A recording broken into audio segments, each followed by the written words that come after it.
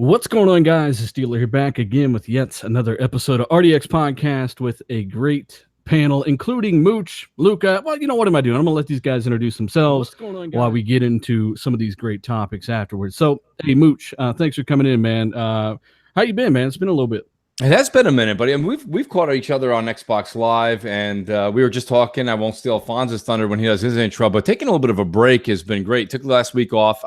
Just after doing this so many years, you kind of realize that the week before E3, not this week, but maybe this week before the week, is just very chill. Everybody kind of keeps their cards to their chest. Sony, Microsoft. Yeah, the leaks come out, and then about an hour and a half later, we found out the leaks are fake. So, everything doesn't really add up anyway. So it was a good time to take a break, come back refreshed. And, buddy, tonight's going to be just absolutely lit. So I'm excited to get going. Thanks for having me. I agree, man. Tons of great topics. And really, with a lot of the tomfoolery, we'll call it, going around about Matt Booty and the quotes and all these people spinning stuff when we have actual words and sentences that make paragraphs that he actually said, we can come back to and kind of check a lot of frauds out there about his quotes. But hey, speaking of frauds, we also got Luca. Luca's back on the show for today. How you been? It's been a little bit. Hey, man. Thanks for having me. Yes, it's definitely been a bit, but I'm happy to be here. I'm excited to talk about these topics the week before E3. So I'm excited, man. There's a lot of good shit coming out. There's a lot of questionable stuff coming out. There's a lot of things that I'm side-eyeing, but I'm still really excited because as a gamer, I just love E3. It's like our Christmas. So let's get into it. It should be more fun than me dying in Bloodborne and you just sitting there. Oh, man. Not like this. We definitely got Cold Eastwood, the Naughty Dog of YouTube as well, man. How you been? The most dangerous. It's been like the weirdest week for me in gaming. My mom's visiting in town, so I literally can't do anything. It's like I'm 17 again. Stay in your room. So, yeah, I've kind of been out of the loop. Thankfully, Dealer helped me finish up State of Decay, the main part of State of Decay, right before that all happened. But, yeah, I mean, we're like Lucas said, this is like the last podcast before E3, and after that, you guys are going to be hearing all about everything. So I'm getting really excited. It is our Christmas. Yeah, it is. We got predictions, part of the topics and everything. So we're going all in, just like Shin Saya in the super chat. Thanks for the $5. He says, here for the show. Thanks, brother. We appreciate it. We've also got D Batch, man. How you been, brother? Man, I've been good. I'm excited for E3 as well. I can't believe it's just a matter of days away now. Like, it seems so long ago we were waiting for E3, and finally we're gonna see what these companies have cooking. And I'm excited also for the third-party studios, man. I can't wait, man. E3, yeah, man. That's the time of the year for all of us gamers, man. Definitely our Christmas. Oh, yeah, for sure. And you're going to see a lot of people trying to spin E3 into a negative. But at the end of the day, we're all going to be playing Red Dead. We're all going to be playing Battlefield. We're all going to be playing Shadow of the Tomb Raider. So there's just so much great stuff I can't wait to see. And we've also got So Shady, the newest member of the podcast. How you been, brother? I've been good. Damn good, actually. And you heard it right. So Shady is back on RDX. E3 is so damn close. I can almost smell the BO from here, people. I am hyped for this. It's going to be big time. I think it's going to be one of the biggest E3s in recent memory myself. Looking forward to it. Yeah, we got to give a shout out to the 4, maybe 5 now that I'm saying this. Pissed off people that hit the dislike button already. Thank you so much for being assholes. We appreciate it. For the rest of you guys, hit that like button as we get into some topics after I give our sponsors a quick shout out. The patron sponsors, John Yoon, Mel F. Chief Exec, The Darj Knight, Early Mindenthal, Guillermo Calvillo, and Lethal Poppy. You guys are fucking awesome. You power the show. Thank you so much. And really, I want to talk about, Matt Booty. This whole thing that's been going on. Apparently, if you read his quote, you repeated his quote, and you interpreted it properly, you are damage controlling. So I'd like to know what some of you guys think after we go over the basics of what was said. So, Shady, I kind of let you lead on this one, man. What did you get out of this quote? In particular, what's important to you there? It's important to me that basically Matt Booty isn't just getting any old studio to himself. He's in charge of the first party and says that big story-driven single-player cinematic games are important to Microsoft and will be there moving forward. With a side note being that those types of games are most successful when they have some type of plan moving into the future for a year or two via DLC, maybe some type of microtransaction. I mean, look at most of the games that are out there now. You got Destiny, you got Assassin's Creed, you have Shadow of War, so, things like that. You hear it now, right? You're going to have, and I guarantee you we'll see a comment, damage control. Now, First, I want you to, of course, I'll have the article linked in the description. I was low on time. We're running late today. I'll have it linked in the description after the show. I encourage, and unlike most of these people that are spinning their own narrative around this, right? They're dumb. They don't care about us anymore. Jump ship.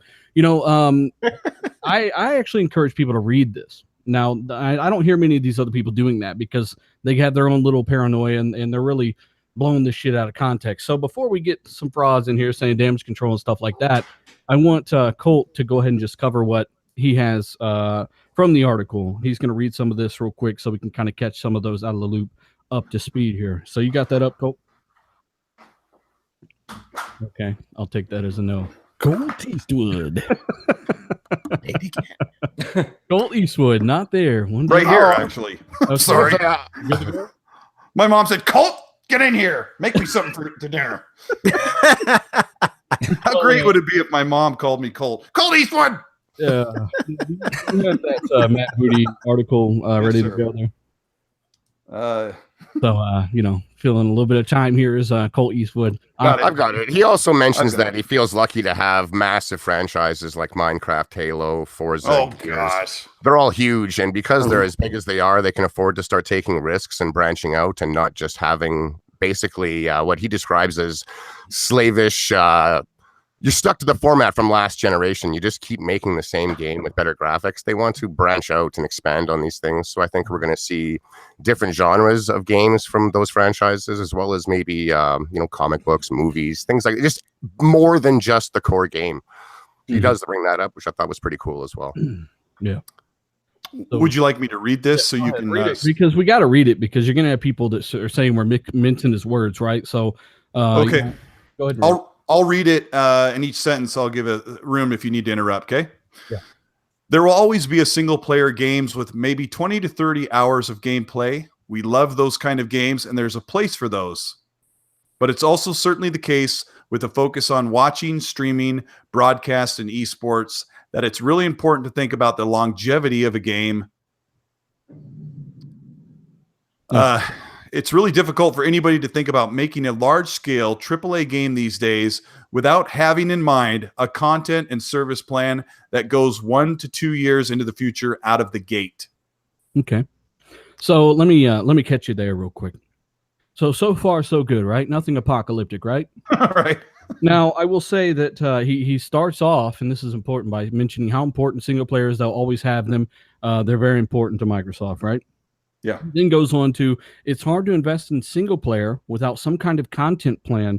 And we know this because everyone over the past 8 years has been doing a season pass or a gold edition, or, Assassin's Creed Unity DLC, for instance. That's an example of what he's talking about.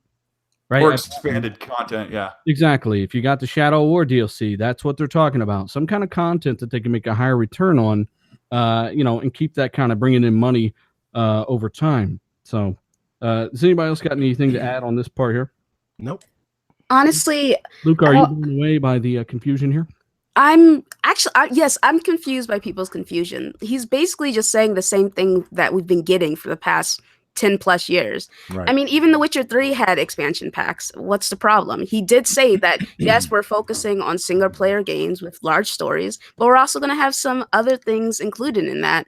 I don't see what the issue is, and I don't get there's no issue. Luca kind of hits the nail on the head. There's no issue with it, but there is a bit of a gray lining here that everyone, there's both sides of it, right, Dealer? I completely have been following what you've been saying over the past few days on Twitter, and I do know what you're getting to by reading his words verbatim, and that's the best thing you can do, right? As an intellectual person, you say, I'm going to read these verbatim, I'm going to interpret them, and I'm going to put them forward. Okay. Only thing is that what Lucas says is 100% right. This is the message we've been hearing from Microsoft for a while. And I don't know how many people that listen to the RDX show, listen to my shows. But the one thing that I'm always saying is that you go ahead and tell me two things. Not you, Dealer, but you, Microsoft, says to me, okay, we don't have the budget until recently. Okay, well, first of all, that's a you problem. Okay, that's your problem. How dare you go in 2013, get greenlit for hardware that's supposed to be showing the best software in the world. Somebody at that same executive table says, hey, so what are we playing on this thing? Shut that man up. Shut that man up. We're not playing anything on it, damn it. We're making hardware. Okay, well, wait a minute. None of this adds up to me. So the problem is we've gone from the greenlit process that the X had until today, and we've gotten very little out of first-party studios. I think everybody will agree with that. Does that cause a concern, or we should hit the fire alarm? This is where you're correct. No, we shouldn't. I think you have to give these people their due process. However, now the pieces are all starting to come to fruition in front of us. And we're seeing that they're going to be acquiring a studio here or there, possibly. We'll find out at E3. Okay, they're opening new things with Gallagher and such coming down the road. Okay, so now it's 2015, 2016, we got mediocre. 2017, we got nothing. 2018, we really didn't get much. 2016 was a great year. And 2016 was decent. I mean, Quantum Break, right? Yeah, and Gears was huge. Gears was huge. But Forza Horizon 3. But the reason I don't... The bottom line is 2017 was the bad year. And 2018 is trying to outdo 2017. Well, not really. I don't think it can outdo 2017. Right. It might be hard. Category. But I will say that people are acting like it's been the whole generation, when in factually it's not been. It's been 1 year. 2018 is not over yet, though I don't plan on it being too much better than 2017. Right. You were there on Xbox Nation with me when I said this. Absolutely. Right after the X came out, that there's going to be a lull after the X comes out for about a year and a half, 2 years. Agreed. You have to rely on third-party stuff. And that goes back to your point of what are we playing on this thing? Well, I'm playing everything on this thing. And I think it plays those games the best they can be played on console. So I don't know. I don't quite look at it how you do there, but I also understand where you're trying to come from. You know where I mean, that's the thing. And don't get me wrong. I also agree with you. I don't think you're wrong. We're playing the best versions of these games on the Xbox. Okay. They look great. All right. They finally got the Power Crown back in their corner. That's all fine and dandy. That's great. The problem is, though, 17 was lackluster. 18, you just said yourself, is going to be lackluster. And now we're supposed to sit here and give them 2 or 3 more years. And here's the thing. That's fine. I'm not saying I'm not going. Xbox is still my preferred brand. I just like the ecosystem. I like the way the controller works. I know that PlayStation has their version of it coming out soon with the scuff. But my whole point is that I like everything about Xbox Live. I like the fit and functionality. The problem I have is that it just seems like Microsoft has a leadership issue. And if you want to break it down, I don't just mean it's simple on the top level of the games are delayed or it took a while for this and that or it took a while for the funds to be in place. But you got to look at the games that came out in between. Okay, you got to look at the recores. Okay, you got to look at the issues that came through with Sea of Thieves. You've got to look at, and I know you guys are big fans on the show of it, and don't get me wrong, I'm not going to talk you out of the fun factor, but you got to look at what happened with State of Decay 2. And you just got to say, okay, so these are 3 games that are supposed to be an in-betweeny game, right? Sony had their in-betweeny games that weren't big deal games, but they came out and they were just better. They weren't great. They weren't great. Sony had their recourse, right? I mean, games like The Order that were full-on AAA $60 titles that were correct. 63 on Metacritic. You know, correct. They've all had their stumbles. We can agree on that, right? I think Microsoft had a few more, but I agree with you. And depending, no, they they've had about the same amount. It's just Sony's had more hit games than Microsoft. I think they've had about the same amount of failure games. It's just that Sony had the addition of a. Well, let's break down failure though, Colt. Okay, because I'm going to sit here and agree with Dealer and agree that the fact that the Order 1886 had its issues as far as that it was short in length, maybe wasn't that interesting. But here's my thing. But it wasn't broken. Okay, right. So what I'm saying to you is that what you're saying is the same issues with maybe short in length or issues. The Microsoft games are coming through buggy, choppy, broken, and or unfinished. Wait, hold on. No, this year.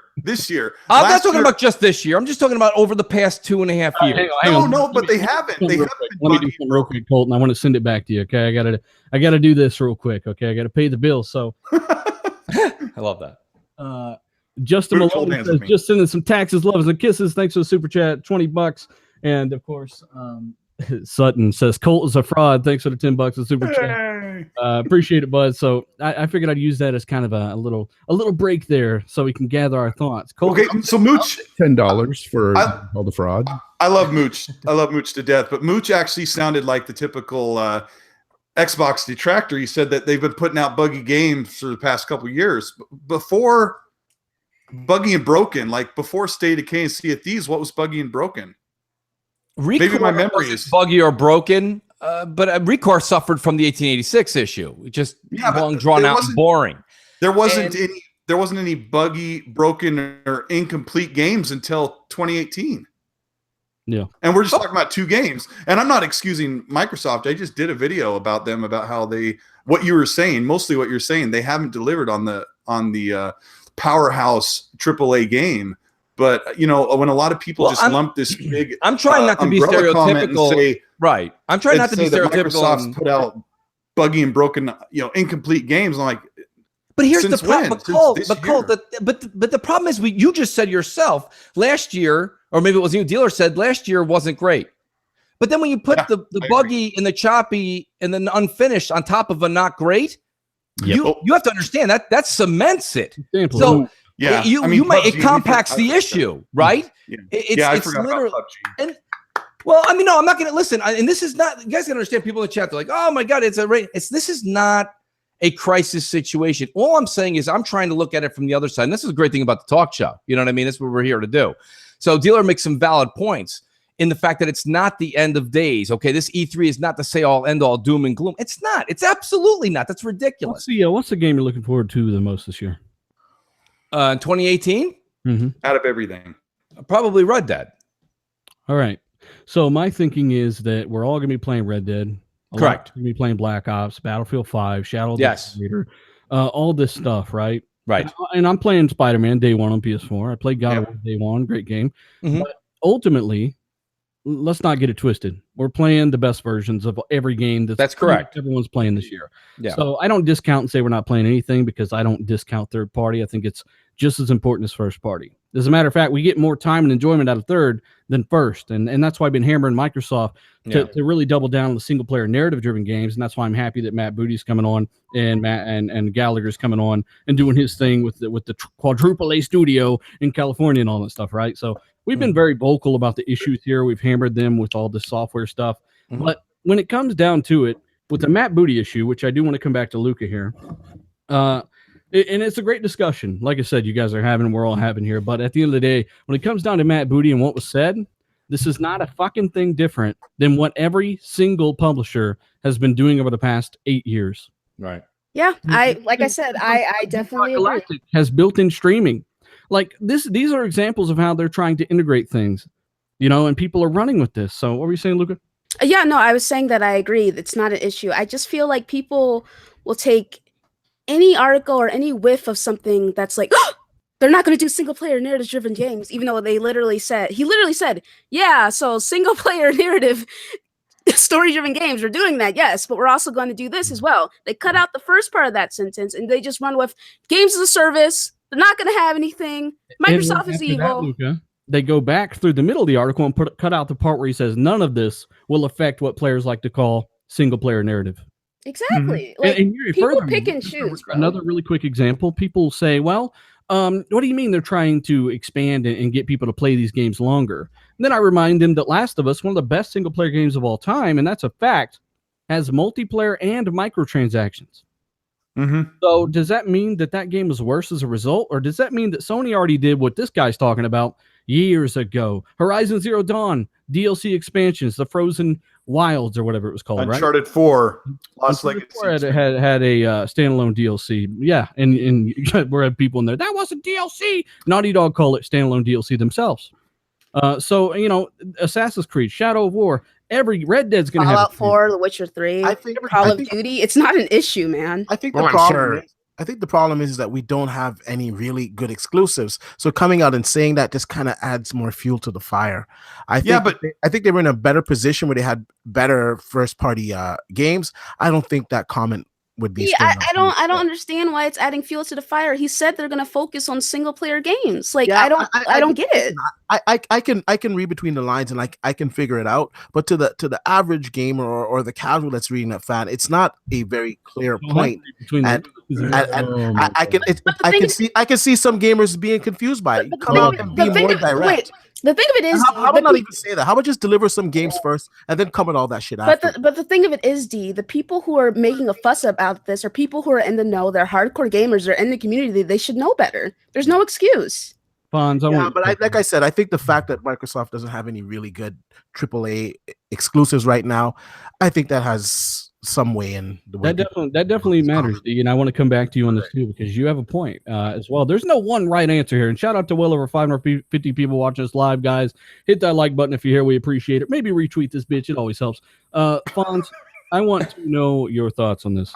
Okay, I want to take a minute here, guys. But I gotta address something here because a lot of these people out there, D. I think the people that get confused by stuff like this are people that aren't reading the articles themselves and really taking it in and just listening to their favorite YouTuber or whatever talk. And I'm going to talk to those YouTubers, those content creators out there. Okay, those that are guilty of doing this ridiculous trend, this thing about this whole thing about getting clicks and views based on titles that say Xbox is no longer going to make single player exclusive games and stuff like this. Okay. They're doing, I call it the downward thrust. They're doing the downward thrust. You better be concerned. This is why you should be worried. You better you better worry about this shit. Watch this video. But here's, I to think about for those of you that are guilty of this, I want you to think about something. I want you to think about a word called integrity. Okay.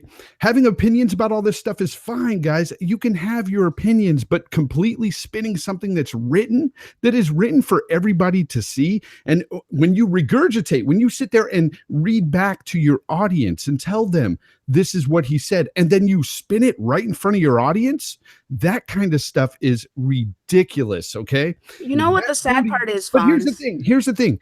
I heard somebody read the article, then completely spin it. And here's the thing, Matt Booty, in this particular paragraph that you guys read, used the word also when he was comparing the single player games to the games as a service. Okay.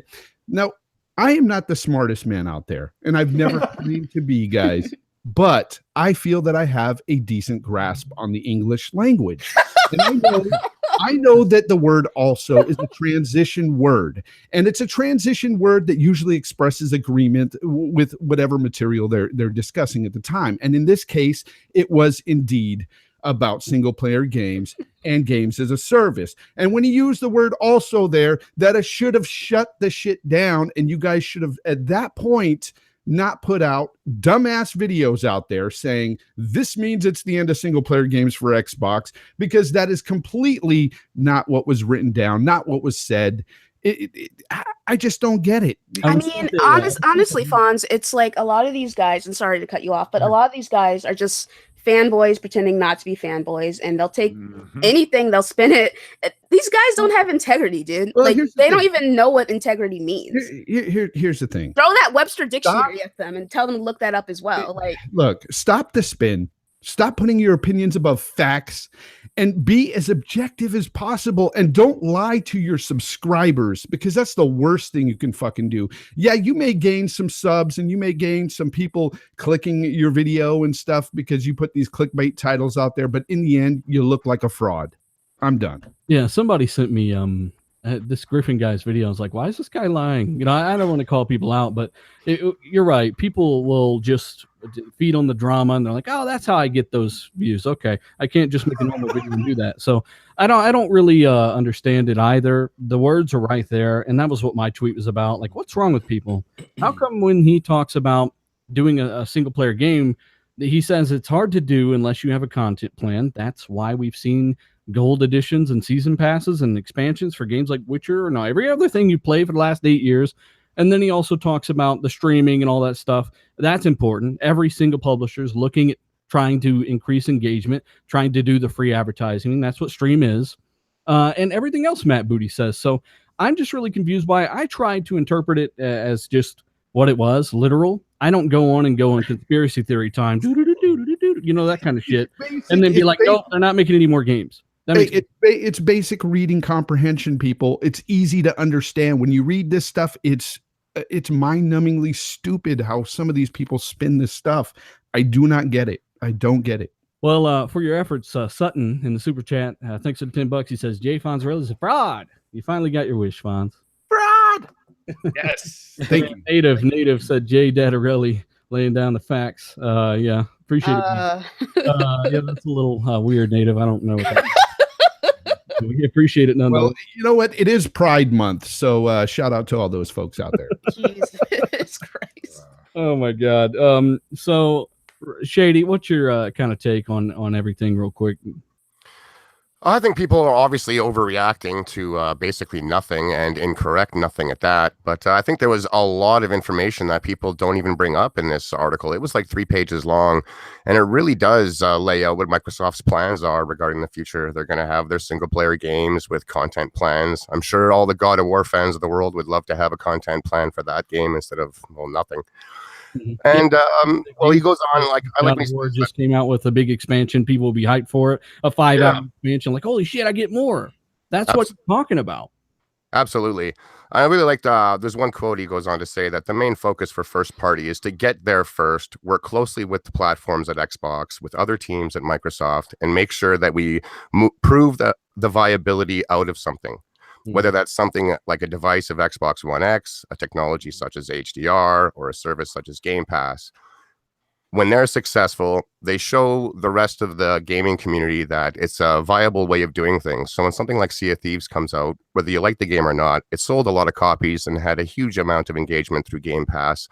And when things like that happen, State of Decay 2 is likely a similar case where it's selling well, and it's also getting a lot of players through Game Pass. This shows other companies that by putting a game in Game Pass, it opens it up to a different market of players that maybe aren't willing to plunk down the $60 for every new game they want. And that's a big up. Like, they're showing a lot of engagement, a lot of player growth. And I think we're going to start to see bigger games from not necessarily just Microsoft's own studios start to show up in services like that. That'd be awesome.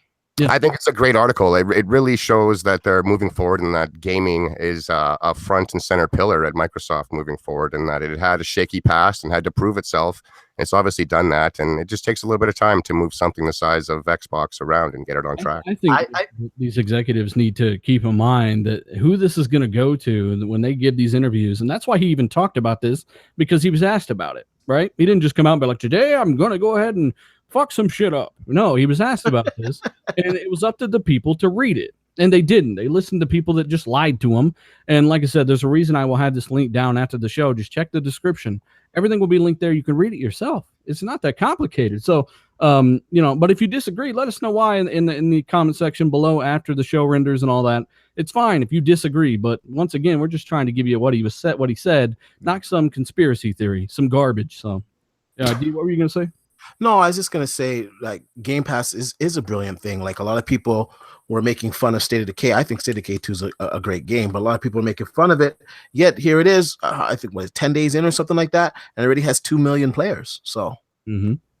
Yep. And shout out to over 650 people watching us live, guys. Hit that like button if you can. We appreciate it. Thank you so much.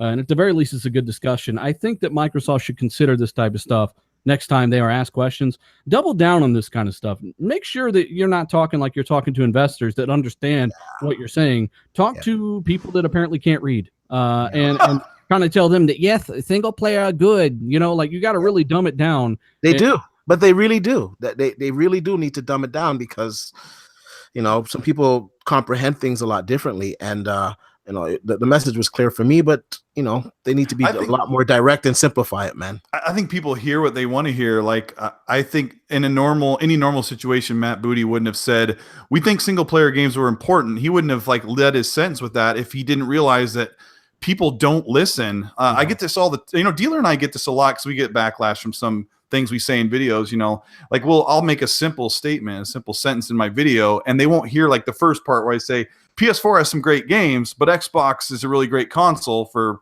multiplayer or multi-platform games. What? Xbox isn't good. Why would anybody buy an Xbox? And you just hate PlayStation. And I think Matt Booty in this situation, GTX 1080, when he never said that. So in this situation, the things these people hear that is never actually said. So and I think in this situation, Matt Booty had to say, he knew he had to force in that part of the sentence. He had to lead the sentence with single player games are important to us. And apparently, looking at all the people on social media and on YouTube, they didn't even hear that.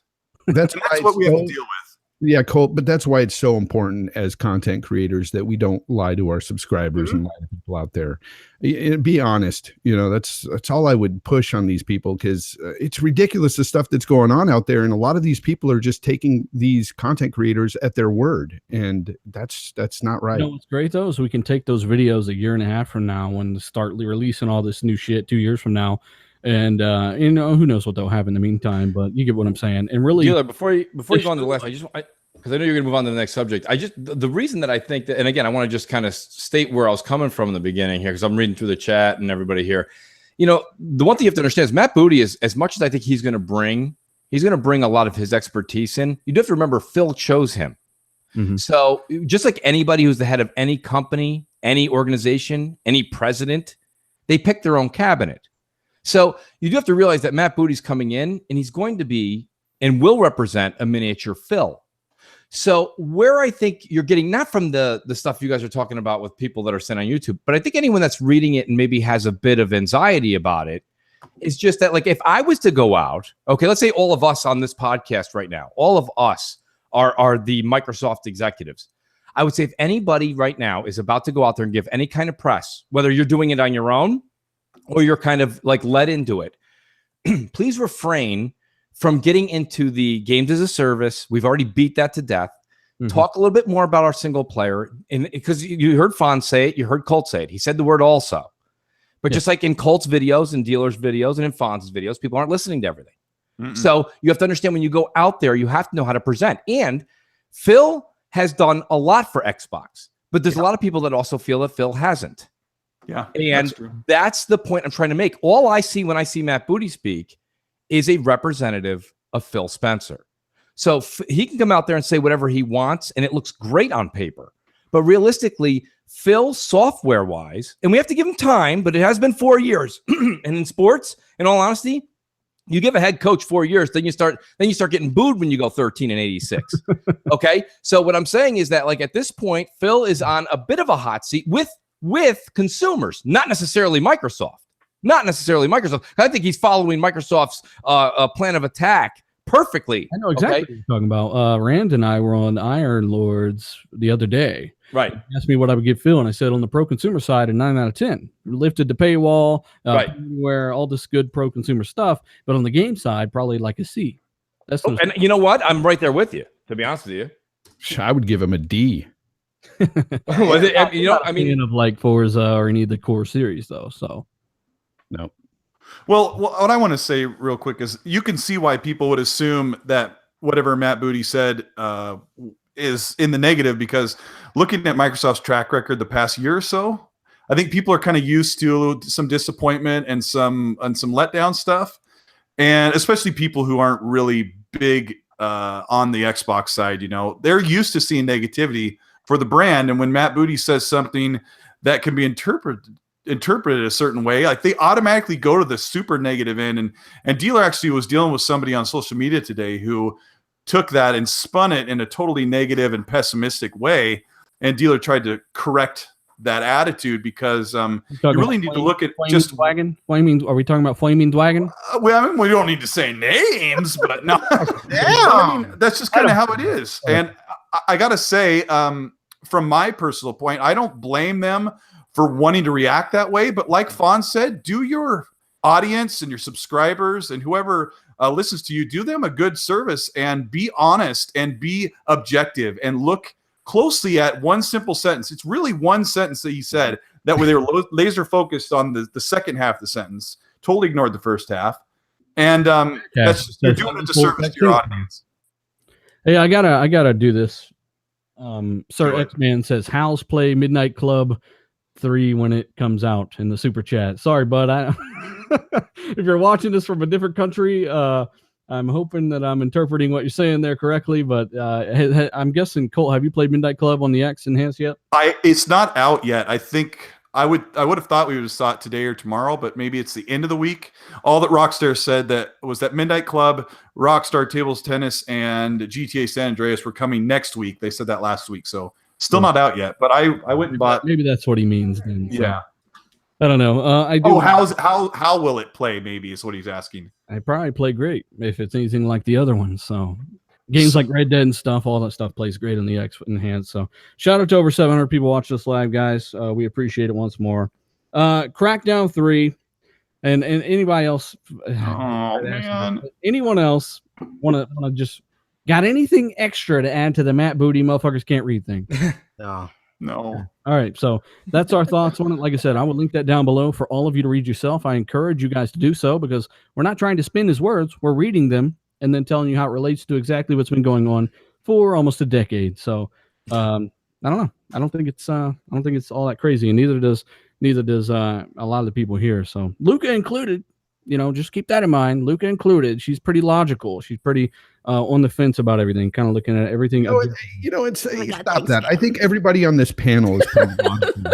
Honestly, some of these guys who have these preconceived notions on what kind of person we are or whatever in real life, get that shit out of your head. I mean, just because some of these dudes prefer Xbox or prefer PlayStation or whatnot, doesn't mean that we're freaking crazy rabid fanboys. Well, the thing of it is, Fonz, is that people typically just see one side of you. They'll see one tweet or one video, and then they think that encompasses your entire personality. More often they'll see a thumbnail or a title, and they're like, "Oh, wow!" They don't understand what those things are for. So, well, then that makes sense that they don't understand what words mean sometimes. So, hey, RDX listeners, I'm sure this has been going around too, but I don't know, like a month ago, we were talking about Crackdown 3 here, and it was getting delayed to 2019. And, to many people, sure, it was common sense, but on this show, we were covering that and saying that it was getting delayed to 2019 secretly. I made a video about a month ago about this, and rumors are spinning back up about this. And Aaron Greenberg was breakdancing pretty hard on Twitter, trying to say everything but the game got delayed. He said it's not canceled, and then he did, the splits and came back up and said, but I'm not going to talk about the delay. So He did the splits and came back up. He's doing like the back up. Dave Brian's like, yep. So doing good. Colt, what's the deal here? What are you gonna do? Last week, with your bad self. Yeah, Greenberg X to go get you. I'm sorry. What? Last week, you had a gun in your mouth talking about Crackdown 3's delay if it actually happens. Oh my gosh! What are you gonna do if it does happen? If it gets delayed? Yep, to 2019. I'm going to shove my head into the Blu-ray drive of my Xbox One X, just like. I'm really ticked because Microsoft. Nobody does this. No one ever does this where they just pretend like a game doesn't exist while it's in development. Heck. Mm-hmm. So I don't know what they're doing. It's just like they're not talking about it. And if they're planning on delaying it to spring 2019, I'm sorry, they lied. They said this game's coming out in the spring, which is in 3 weeks. It's like it's like what, 15 days or something. Yeah, June 21st is the end of spring, and a month ago or a couple weeks ago, they should have just put out a press release or a tweet and said, hey, Crackdown's not ready. We want it to make it the best possible. We're going to delay it like you don't want to hear. And somebody says, Colt, why don't you swear? They're trying to dampen the blow by maybe showing you some crazy, insane destruction-based tech demo and then saying, oh, by the way, it's 2019. But think about it, dealer. Like look at what you asked Colt. You said, Colt, what would you do? And he's like, literally, I stick my head into the freaking Blu-ray driver and hit eject a million times. And this is that frustration you're getting from all of us. And this is the frustration you're hearing from me, from Xbox fans, okay? And this all ties back in. Everything will slowly tie back into that Matt Booty statement. And it comes to where you say, okay, what the hell is going on over there? Okay, like what is going on? This is what I said. I'm going to use the word over and over again. I've been saying it for weeks. It's a leadership issue because this game was supposed to come out with the X, then it was delayed till spring, and now it's delayed till you pick a date. You're absolutely right. It was a leadership issue. But speaking of leadership, Terry Myerson's gone. And I believe that has everything to do with Crackdown 3's new delay. According to a source who talked to Crackdown 3 team leaders, they said that, you know what? The game, according to its current plan of 2017, was ready. They were ready to launch it November 7th with the budget and the scale they had in mind. Right. But Terry Myerson was on his way out. Phil knew this. He was able to get it delayed to put a lot more money into the game and make it a more viable IP for the future. Now, I don't know if that's true. Right. But I would say if that is the case, that is a great thing. It's a great thing. But you know what? It's 2018. Everything's better transparent. Let's just, why not come out and say that? Yes. We're actually, listen, I'm pretending I'm on an E3 stage right now, which by the way, they could use me. All right. and I go out there. Folks, we promised you Crackdown 3 last November. We didn't deliver, did we? No, you didn't. No.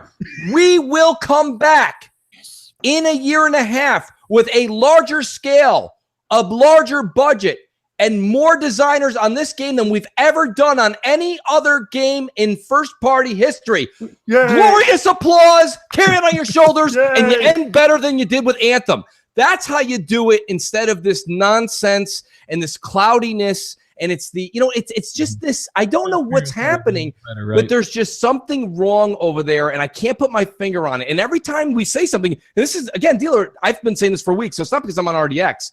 Every time it's some sort of a reason, we're like, oh, that's because Shannon Loftus was posing as Phil, and now she's not. Oh, no, that was Terry Myerson and his cousin who came in, and it's always something.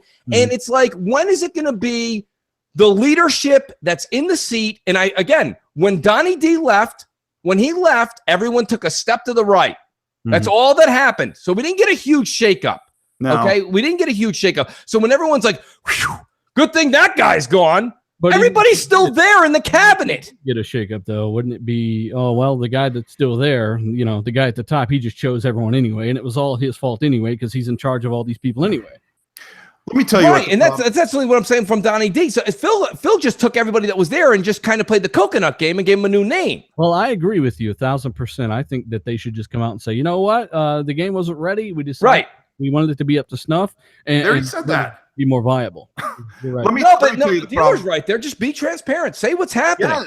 Yes. And here's the problem with Crackdown, and I absolutely love those games, even the second one. Here's what I think. Is if Crackdown would have come out November 7th, 2017, it would have been a 7 out of 10. I don't think a nearly 2-year delay is going to make that game a 9 out of 10. I'm like, why don't you what the heck are they doing? Well, it's just because they want to launch something that's finished. And I have to read this super chat real quick. I've been hovering on this fucking thing forever. So also shout out to over 800 people watching us live, guys. Hit that like button if you can. Share this bitch wherever you can. We appreciate it. Charlie Walker says, how will Xbox integrate / tie in the streaming at least more effectively? One example I can think of is games like Deep Rock Galactic, which is currently in game preview. Extremely polished game preview game, by the way. It has Mixer built right into it.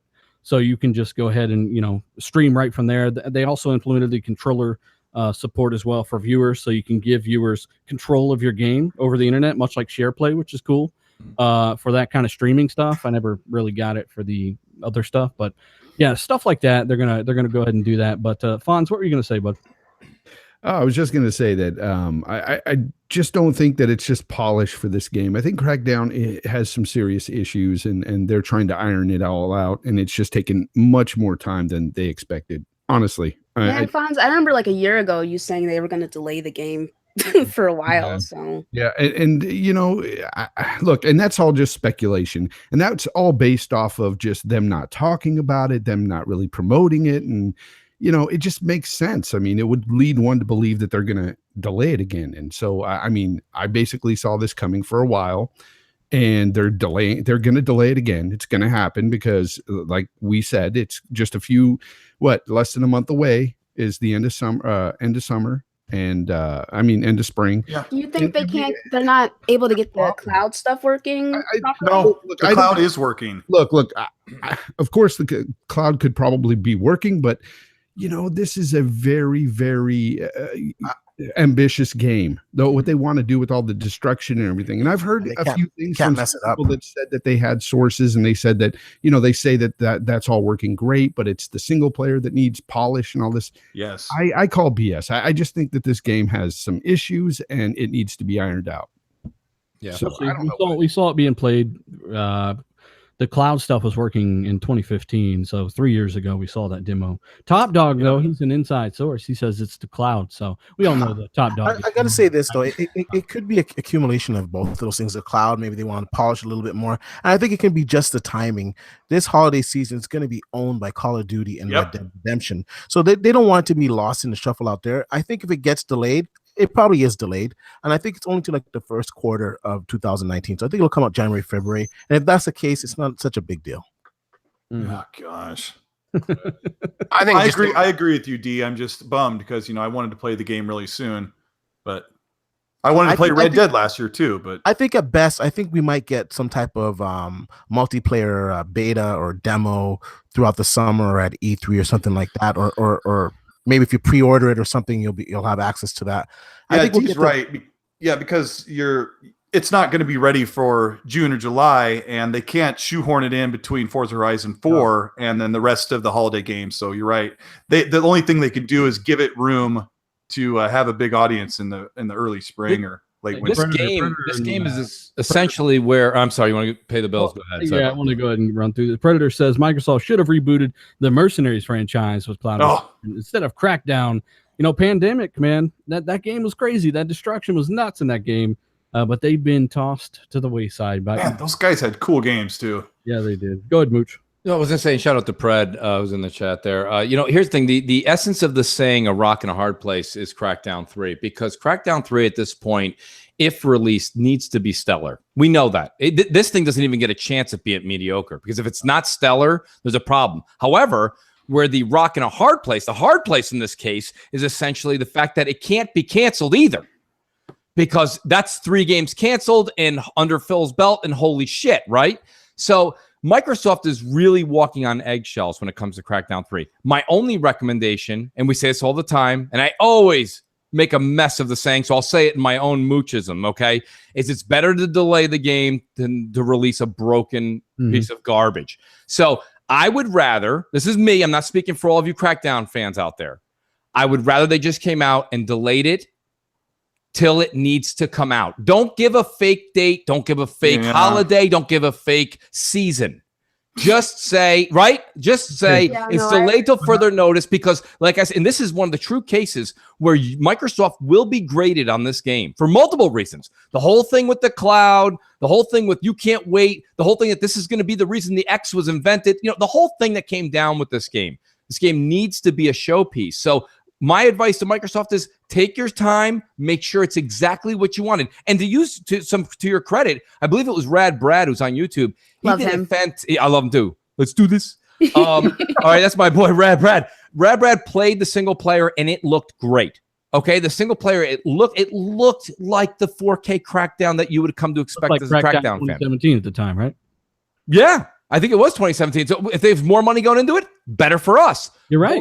All I'm saying is it needs to be a bad game delay, and I agree. I'll agree with that. Yeah. I mean, it's bad for the press. It's bad for your press, but it's good for the game. Yeah. But on the flip side, would you rather them release another mediocre game or cancel it?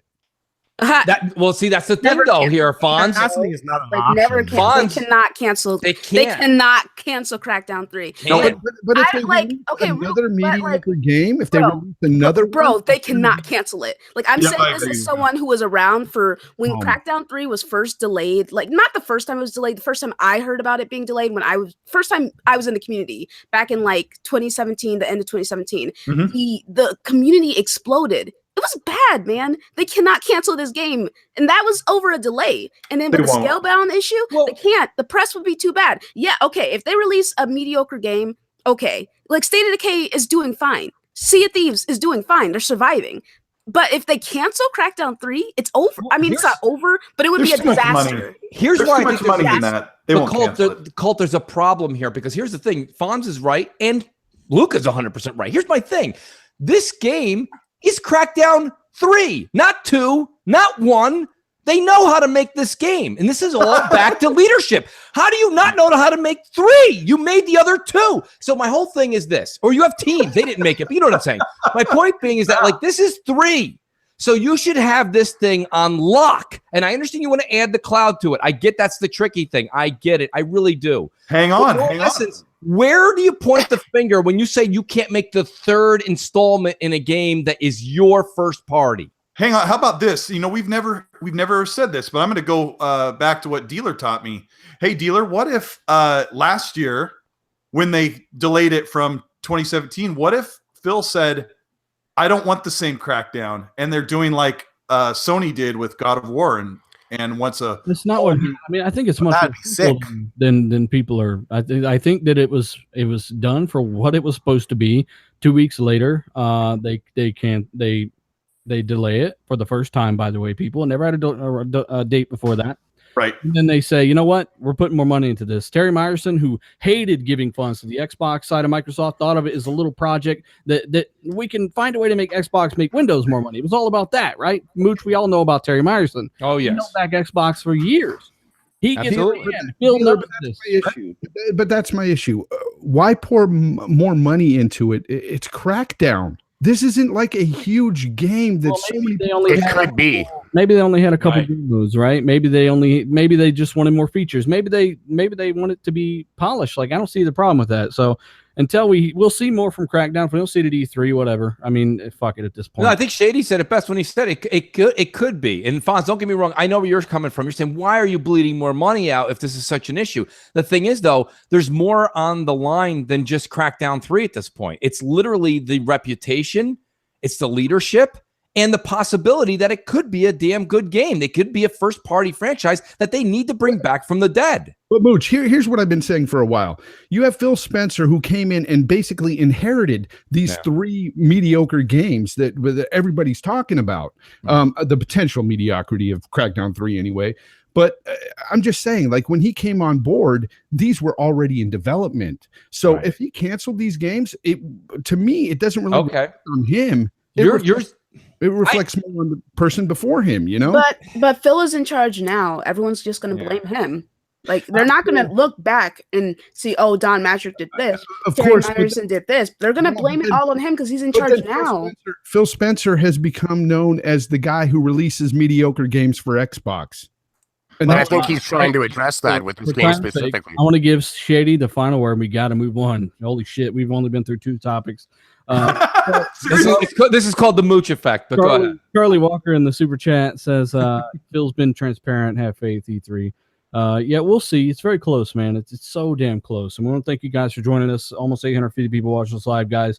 Hit that like button. We appreciate it. This is the last show before E3, so it might be a 2-hour show this time. Sorry for everyone's ass cheeks. We got to do what we got to do. We got so many topics here, but Shady, final word on Crackdown 3. Let's go.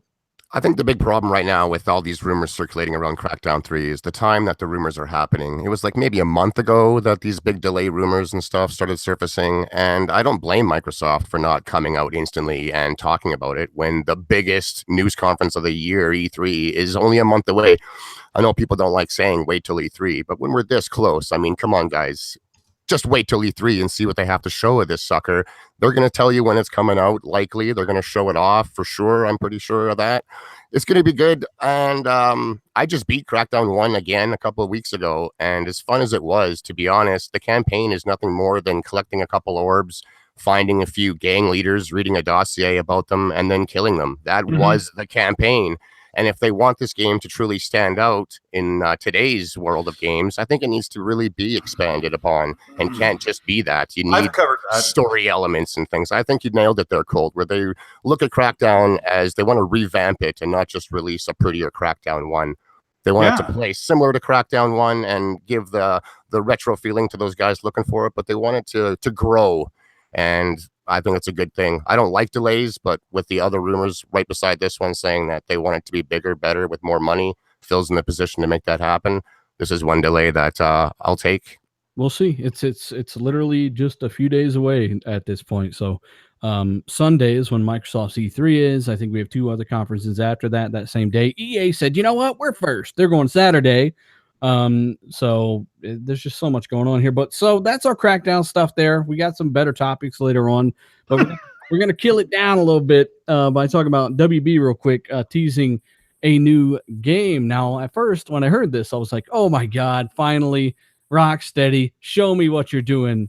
And then they said, oh, it's the teaser had some people get ready to jump in a race car or something. So I was like, oh my, No, what are you doing, WB? that's not Superman. No, it's not Superman. It's not Justice League. It's not Arkham. Sorry. It's none of those. I think that's D humming there. Nope. It's not bad. It's not Superman. So really? It's really not Superman? Come on. The teaser showed people like getting ready to go on a race, like a racing game. And I'm thinking racing Superman. No, the only racing game they make is a damn Cars game. But why would you tease a Cars game like Cars 3, right? The movie, the Pixar movie. They do the Cars racing games, but it's like, why would you tease that, right? Mooch, if it is Cars 4, I know you're excited. Yeah. Finally. Now, see, this might have been something I missed on vacay when I got back a little late. So what developer was this again, Dealer? WB. No WB. So And when they're they saying were talking about the tees, I was like, yes, Rocksteady. Turns out the tees had some people preparing to go on a race or something. So it's definitely not a Rocksteady game. well, But I think you will hear about whatever they're working on this E3. So wait, but was the tease, did it give any kind of graphical visual? I missed this one, so I don't know. But did it give anything at all? Yes, fraud. It showed them like Sorry about that. getting ready to go and race some cars, apparently. Well, listen, Like regular people, were they superheroes getting ready to race a kart racer in the DC universe? Like what? What? exactly. I'm with Mooch on this one. Yeah, here. what if it was just, I mean, myself personally, so you guys know this, anybody who follows me knows I have a lot of like just respect for Turn 10, all the car playground games, these guys that make these great Forza games, even the guys that make Gran Turismo. If you're a Gran Turismo fan, that's fine. Not my cup of tea. I'm not a huge guy in the driver racer type of games. So if that happens to be the case and that's where WB's going with this, I can already tell you I'm out. But I mean, I think what you're saying is your shock comes from the fact that you have this big company that makes unbelievable games, and they're going to be making something such kind of to a peon kind of level. Well, so I mean, they've already made the Cars racing game, the Pixar Cars racing games, but why tease a premiere this Thursday? They're supposed to be debuting it. So why tease something as small as a Pixar Cars racing game, or why would they make any other type of racing game? There's plenty of them out there already. Right. I don't know. I really don't. I just think maybe it's just they want their time to shine. Maybe they have nothing else to offer. People in the live chat can help us out there. Please fill us in. Shout out to over 850 people watching us live, guys. Hit that like button if you can. We really appreciate it. Yeah, I'm just a little let down. I was hoping that it was the Superman or some kind of Justice League game or whatever. We haven't heard from the Origins team or Rocksteady in a long time, so we're gonna see what they're working on very soon. But nonetheless, Game Pass 1 year later, nothing but good news from Microsoft, of course, on this. I'll run through this real quick. They say that Game Pass is bringing dead communities back to life for obvious reasons. When your game enters Game Pass, you got a massive player pool that are going to play your game and try it out. They also say that games are actually selling more since they hit Game Pass. So think of it, you play a game, you might not have known it was so awesome. And with the discount system on Game Pass, meaning the longer you're subscribed, the deeper that discount gets, it may entice people to buy that game in the long run, right? And people forget how they're making money in Game Pass. Well, you're selling transactions and DLC as well in Game Pass. So that's always going to help. And now that, kind of some good information has come out from Game Pass, you got all these people that are saying, well, they're using Game Pass to subsidize mediocre titles. And I've always said, I don't think people will feel that way when Horizon 4 comes out and it launches in Game Pass with great reviews. Now, what are you going to say then, right? I think it's just a timing with State of Decay and Sea of Thieves. So anybody here surprised that Game Pass is doing so well and spurring so much growth and sales with all this stuff? Because apparently all these guys that had a problem with Game Pass now don't have a problem. And all of those that were talking bad about Game Pass as little as a month ago, they're not saying much on it. How could people be surprised? You're paying $10 a month. You're getting access to this whole big catalog of games. Plus, you're going to get all the new games. If you own a PC, you can play your games over there. It's a great deal. If you're unsure on a game, you can put $10 down and try it out. And if you like it, then, you can buy the game or continue with Game Pass. Now, if you go to the store, it's going to cost you $60 to get that game. If you don't like it, maybe you can take it back to GameStop or whatever. You're still going to be paying $50 for that game. So, it's a much better value for sure. I think what Dee said though, higher than ever too. They say engagement, like people are playing more games than ever thanks to Game Pass. Well, I mean, don't forget these guys, they're out there to sell. You're listening to the PR department. Well, I mean, it makes sense though. They don't even, this stuff kind of goes without saying though. Like this, it does, but you have to look at when these announcements come out. This is something I've made clear. They make the announcements every time a game comes out. So like Dee said, even if you were not really interested in State of Decay 2 or Sea of Thieves, plunk down $10, whether it's Windows or whether it's on Xbox, you try it out, you give it a shot. Mm-hmm. It works out for you. Here's my thing. The numbers, I want to see the numbers in the middle of July when nothing comes out new for Microsoft. Then how's Game Pass doing? Because I think they keep reporting and putting these numbers out at the tail end of months after releases. And of course, everybody spikes. Everybody's using their free passes that they've gotten, or somebody's using this and that, or they just plunk down the $10. And don't get me wrong, Microsoft might love that $10 dealer, but they need to have it consistently and not just for the month to try the game out and then never resubscribe. Sounds like they're not though. Sounds like they're getting consistent. But I'm subs, not picking right? that up. I'm not picking that up. Well, All yeah. I'm hearing are large numbers every time a major game know what, though? releases. In They all didn't honesty, mention numbers though at all though. That's the thing though. They didn't say, well, our numbers have grown.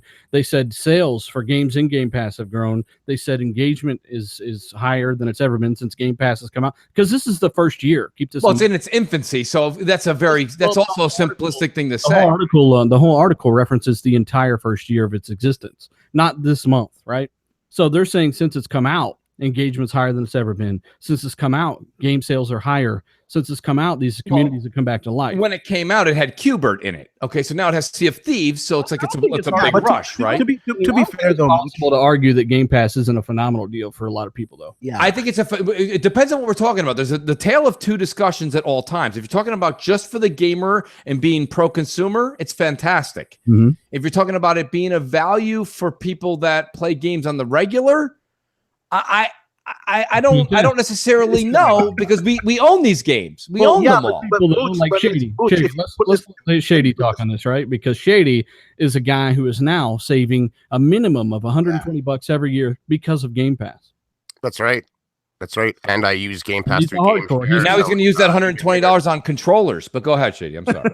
Well, I mean, I basically end up owning every single Microsoft exclusive every year anyways. So by subscribing to Game Pass, not only do I still have access to all those games, but I have the other 100 plus available to me as well. It's a no-brainer. Plus I share it through Game Share. So two of us are it's winning totally that way. pro-consumer, Shady. I don't think anybody could ever debate you on that. I don't think anyone could debate anybody on that. It's a great move from Microsoft. It looks good. Here's what I'd like to say on top of that. I actually think that they would be doing even better if twofold. They actually advertise the damn thing. That'd be nice. And number two, get a couple of what I call B-level AAA games day and date on release. Like the one people go, well, Mooch, what do you mean? What do you mean? Metro Exodus is a game. Shadow of the Tomb Raider, but Metro Exodus is another one. That game is absolutely going to plunder this fall. It is going to do terrible in sales. Why not make a deal, or whenever it comes out? It doesn't really matter. Gotcha. So when it comes out, put that day and date in Game Pass. Make Game Pass have a stronghold. Have a stronghold. Have a game where you have a big-time developer. You know the game's going to work well. It's going to play well. Put that in there. That gets somebody like even me to contemplate now getting it, because then I take Shady's argument. I add a Metro, I add a Shadow of the Tomb Raider in there, and all of a sudden, now you've got a hardcore guy kind of wanting to throw $120 into the mix. So this is what you need to do, and this is the joke we always run on MNC. The difference between it being something like what is to become a Netflix of gaming or a never was. Because if you don't put games in it that are day and date AAA, I know that you're not going to get GTA 6 in there. I understand you're not going to get Red Dead in there. You're not going to get any of these types of games. But there's games like Evil Within 2, Wolfenstein 2. There was games that should and could go in there that would do very well for Microsoft, and I can explain it to you financially too. It still comes out day and date with PlayStation 4 gets it the day it releases, Xbox One gets it day and date, everybody. But every time, just like with Games with Gold, you click on it and download it on your Game Pass subscription, Microsoft has to pay that publisher its royalties. And that publisher, why would they refuse that? It's a sale. Well, they'll never refuse it. That's why I say great points there, but I want to bring up something too, talking about Netflix or nothing. Netflix doesn't even do that. They don't pay these companies for day and date releases. And even when they do pay Disney $300 million a year to get their movies 2 months after it comes out, they're not even available in but they're paying for but it's different. I understand it's a different threshold dealer, but hear me out. They're paying for the Marvel series rights. Okay, they're paying for these things that they can have. Microsoft has to do it in a different form and fashion, and in our case, it's only games. See that? Actually, I have a feeling you'll see a big game hit day and date with Game Pass this year. Yeah, I hope so. It's barely a year old, and when Netflix launched, that's a juggernaut. No one can deny that. Yep. Game Pass was a phenomenal deal before they added first party. Now we're expecting day and date third party. I think that's a little unrealistic. At least right now, you've got to have a massive subscriber base to sustain that kind of capital demands, because you're going to have to pay out a lot of money to do that kind of stuff. Again, dealer, but you're saying you have to have a substantial first party, and we just got done with the last segment with everybody scratching their heads, not understanding when Crackdown 3 is coming out. So what I'm saying to you is that you don't have the base. So if you don't have the base, and then we're sitting here saying that the next 3 different studios that Microsoft has aren't having games come out for 1, 2, 3 years from now, what does that do for Game Pass? If you wait 3 years for Game Pass to be successful, it never was. I just want to touch on this. The Game Pass is for everybody though, because it's not. Right. For 2 types of people. If you want to own every game that you have, it's not for you. I don't like using like personal examples because you might go, that's too small of a sample pool. You're right. But my son and all his friends, they all got Game Pass for the month. I mean, we had Sea of Thieves, but his friends all got Game Pass for the month because they all want to play Sea of Thieves. My son was glued to Sea of Thieves with all of his friends. 30 days later, gone. The friends are back on Fortnite. Yep. Their parents didn't re-up the $10 because they're not going to pay $10 a month. They're just not going to do it. So what I'm saying is when you see these numbers, first of all, the fact that it's grown day to date in infancy in the past 12 months, that means almost nothing to me. Number 2, that's the 2 times they toot their horn about Game Pass is right after Sea of Thieves and right after State of Decay, when people will do what D said and plunk down the $10 to try the game. Tell me how it's doing versus this month versus July. That's what I want to know. And I bet you the number is substantially lower. Go ahead, D. I just want to touch on that here. I agree with both what you guys are saying. Microsoft does need to add some more games to it, but to Dealer's point, this is a very new service, so it's going to take some time. I think at E3 we're going to get some announcements that maybe some of these third-party games, the smaller ones, will come. Maybe we might even get one of the bigger ones coming in as well. I know Microsoft has a good relationship with EA. They got a pretty good relationship with Ubisoft, so these would be the 2 companies that probably would. But don't forget, the EA's got EA Access. They're not going to drop it in Microsoft's bin before they drop it in their own. Well, it depends. Money, money talks, bullshit walks. As it does. They say, right? That's true. So I'm sure they could work on a deal just like they worked on a deal for EA Access to be on the Xbox platform. But I think it's going to take some time, and I think that's what they're building towards, where they have new games in that service every month, and that will sustain the service. Netflix started out small, and then it became the juggernaut that it is. This is going to start off a lot smaller, and it's going to grow. And I think it's a great idea. And I think a lot of companies are going to bite this idea. You're going to see a lot of companies starting to do similar services. It's an absolute godsend for anybody with kids that doesn't want to have to buy a new game every other month. Or, you know what I'm saying? Like, there's a lot of people that aren't as fortunate as well that just absolutely praise Game Pass because this removes hundreds of dollars potentially out of the equation. $10 a month. It's a steal for people with kids that aren't as. You say that, Dealer, but I have kids, and my kids come up to me every 45 days, and they ask for the Fortnite $10 battle pass. And after the 2 in a row that I just paid for, I'm like, no. Well, yeah, but we're not doing it again. So the $10 a month. A majority of people that if their kids even ask for a fucking microtransaction, they get the shit slapped out of them. Right, exactly. You know what I'm saying? So it's like, no, that's not gonna. So my whole point is that, like, when we sit here and say that, again, I think that's something in Economics 101. I would agree with you. In the textbook, it makes perfect sense. I think in real life households, that's not necessarily the case. I think they get that $10 trial when the game comes out. Maybe they get an extension of 2 months. But I think after that, and the kid gets sick. Remember, kids are so tired of stuff. The reason Fortnite's making hand over fist is the kid wants the shirt so bad on their player, their avatar, and then 2 days later when the new shirt comes out, they're like, I want that shirt. So the kids get bored of games quickly. The point there, though, is they can just install a different game every other hour. I mean, this is the thing, though. It kind of works both ways. Let's not discount games like Rise of the Tomb Raider and Mad Max. And there's so many great games in Game Pass. There just are. There are good games. Everybody's totally different situation, totally different preference. They don't own every game. They didn't own every game last generation. It's like, don't be absolute. Game Pass is for a certain type of person. And if you like the Xbox exclusives, if you want to try them out, you can get at least 4 of them every year for the price of 2 full games. Hey, Super Chat, I am keeping track here, guys. Sorry. Arcade Riot wants to know what each of us are looking forward to most at E3. Real quick, I am looking forward to Shadow of the Tomb Raider or Cyberpunk. I can't choose. Luca, what are you looking forward to? Cyberpunk. Cool. Back. New games out ahead in the future for Xbox. All right, D, what are you looking forward to? Cyberpunk, Anthem, and Forza Horizon. Bonds, what are you looking forward to? Gameplay for Red Dead 2. Join the club. Mooch. Definitely Cyberpunk. Definitely Red Dead gameplay. They're saying, and shoot, just show me something new, Microsoft, please. Anything new. Shady, what are you looking forward to? Halo 6 reveal, Anthem, my God, and Cyberpunk as well. Yeah, Yes, Anthem definitely. Anthem's going to be fire. Speaking of fire, this could be potentially fire, Luca. Assassin's Creed Odyssey. What is going on with this game? Have you been keeping up with this at all? Well, I haven't heard too much about it, but it was leaked. And it was like Yeah, a keychain, keychain, right? Like a definitely, keychain leak. And then the official Assassin's Creed was like, well, I mean, here we go. And they showed us a little teaser of a soldier kicking someone off a ledge, which is very reminiscent to 300. So that's exciting. And they said, see you at E3. So, dude, listen, I like Assassin's Creed. I always have. I kind of fell off the wagon after Assassin's Creed Black Flag, but then came back for Assassin's Creed Origins. Really enjoyed that game till the end. Till the end.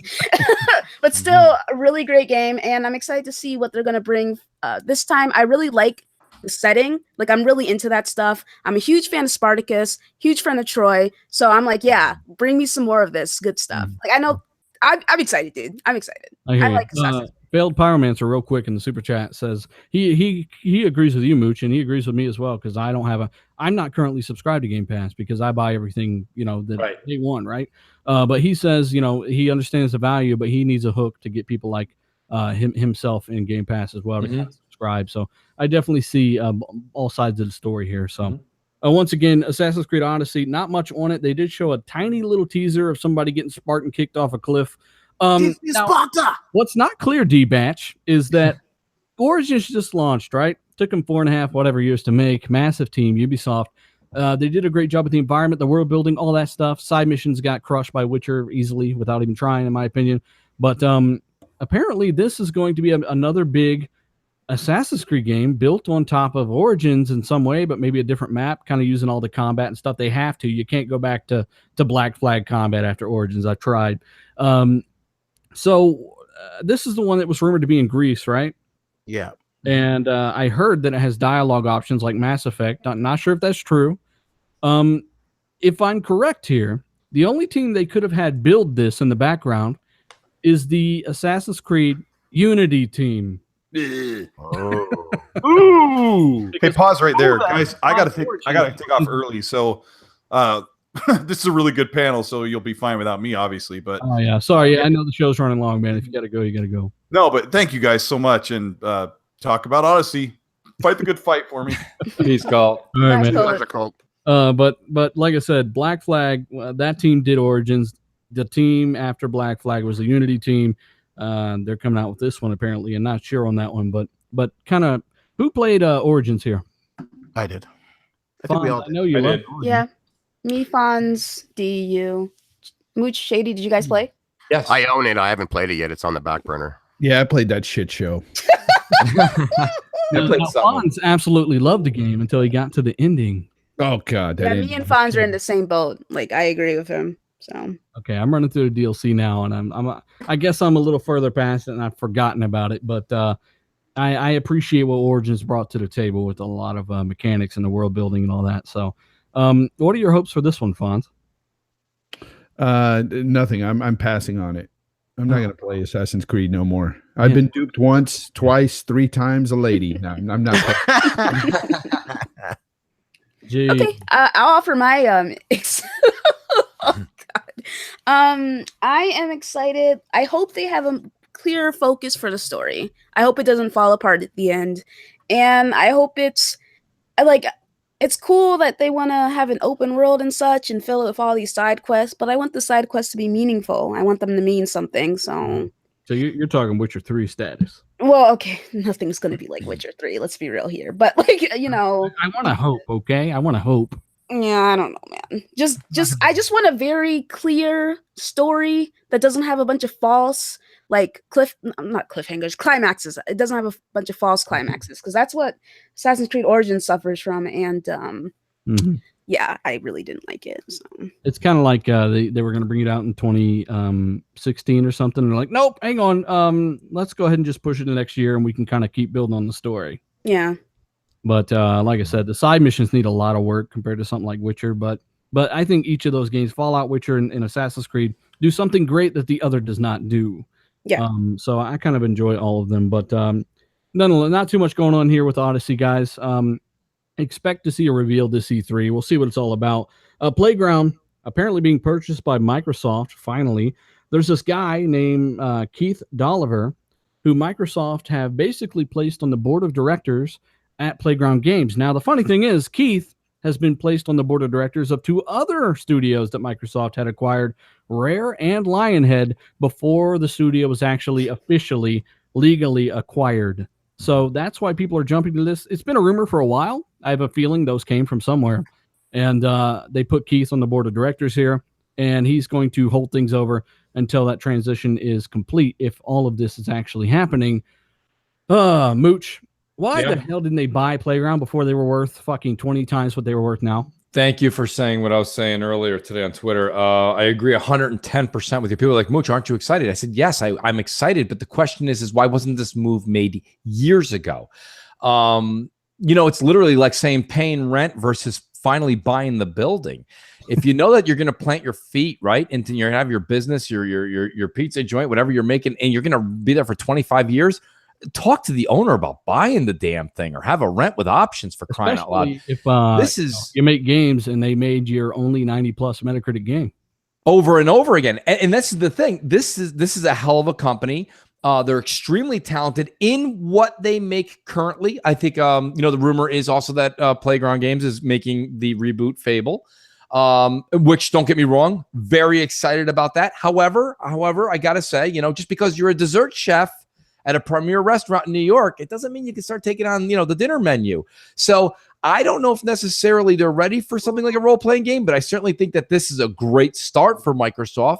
And listen, you know what? Look, at the end of the day, we say this a lot of times, dealer. We're not the ones that are paying for it. They're definitely going to overpay now. They're definitely going to overpay, but it's something that had to be done. It had to be done, and they finally did it. So bravo to that. Well, I'll say this though. I'd have to just say something real quick to what you said there, Mooch, about you don't think they might not be good enough to make an RPG or whatever. But look at what Guerrilla Games has done with Horizon Zero Dawn. They created basically a game that is critically acclaimed. A lot of people love that game over there. So good example, but the differential's not quite. The delta's not the same. Going from just making a 4-wheeled racing game into what can be a very in-depth RPG. It's a little bit more, but don't get me wrong. Well said. Guerrilla Games is the one company I do tip my hat to and say that is a company that did make that move. Very few have done it, and the few that have been successful. So I agree with you, Fonz, but to go from race cars to this, I would just say that I'm not exactly head over heels excited. I'm eagerly anticipating, and I'm optimistic. I think I hear what you're saying there, but in all honesty, I've been watching the moves that they've been making behind the scenes, and they put some like last year they put an ad out that they were hiring, and they ended up getting some people from Rockstar, some other big developers from other companies actually over to them. So I think they know their limitations, and where they're limited, they're going to go out there and get the people that can help them deliver the or help with the. When you say was that Playground Games that made those moves, D? Well, they were hiring, and the report was a lot of people from Rockstar actually jumped ship and went over there. That's to be, and I remember when that info came out. That is actually refreshing to be brought back up again, and to see that Playground did that themselves, that makes me feel better. Yeah, that makes me feel better than just Microsoft as they were taking over, starting to pluck people and put them in certain places. That's when I get a little, if it's actually Playground knowing their needs and hiring as they see a seat is needed, that's awesome. I think that's great. I think that helps. Peter, real quick, in the chat, real quick, Derp and Peter, they both have good points. One says, well, maybe Playground had to kind of prove themselves, which I think they did at the first Horizon. And the other one is maybe they didn't want to be bought at the time. Same reason Insomniac is still independent. They can decide whether or not they want to be bought, and maybe Microsoft just couldn't buy them until now, or maybe it kind of got to that point where it's worth enough money to where he's like, you know what, I'll sell it to you. Whatever, we'll sell it to you. Two good points. Could be very well possible, but now they're worth so much more than they used to be. And also say Horizon. That team, and I'm kind of with Mooch, like the divide there is a little bit different, but then D comes back with, hey, they hire people that really know what they're doing. Yeah. Both of those are great points. That's a good step. The Horizon team, furthermore, get a lot of assistance from the Turn 10 team. All of the car models, all of that stuff, the upgrades, all that stuff is just sent to them from Turn 10. Right. So really, they just have to worry about the structure of the game, the map, for the most part, and then they bang it out with a 91 on Metacritic. I just think it's exciting for a development team that is hailed as being great in the race car, genre. Excuse me. That's fine, but it's exciting to see them branch out and do other things. That's what I'm excited for. So, Fonz, what's interesting though, and I'll just share something with you. So I read that Jason Schreier book, Blood, Sweat, and Pixels, and a lot in that book was about the developers talking about how, even if it takes a long time and it was agonizing and this and that to get through it and blah, blah, blah, it was a hard procedure. A lot of times when you give the developer the chance to spread their wings and do what they want to do, they end up with a better product. I think that goes for all of us in all of our professions. But hear me out. My concern here is rumor. It's all rumor. It's rumor. Just like everything else we talk about is rumor. But it was rumored that Playground wanted to go and do something else. And part of this acquisition was Microsoft's like, we're going to pay you a lot of money. We're going to take you over, but you're going to make Fable. And they're like, well, we wanted to do this other role-playing game. They're like, no, you're going to do Fable. So my only concern here is that if it's something that was kind of handed to them, where you go to work and, like I said, if you're an artist and I give you this empty canvas and I say, paint what you want, that painting may be a little better than if I say to you, paint me the new Mona Lisa. You know what I'm saying? Yeah. And that's where I say I'm excited, but I have to be a bit apprehensive. And then when I turn around and look at the history of the past few years, there's just a little bit more nerves there. So that's where the whole thing comes into. It's not that I'm not excited. And I hope I'm not getting the wrong impression here. E3 is going to be one hell of a show.